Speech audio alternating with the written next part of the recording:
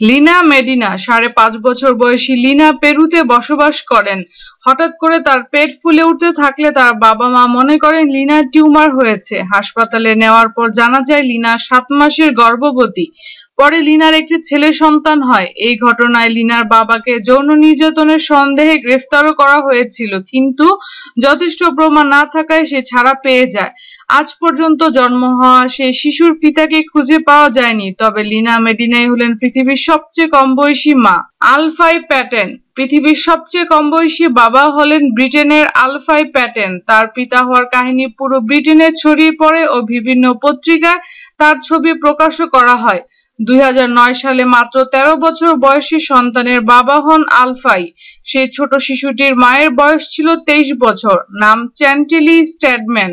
ট্রেসা Middleton পৃথিবীর তৃতীয় সবচেয়ে কম বয়সী মা হলেন 12 বছর বয়সী ট্রেসা মিডলটন।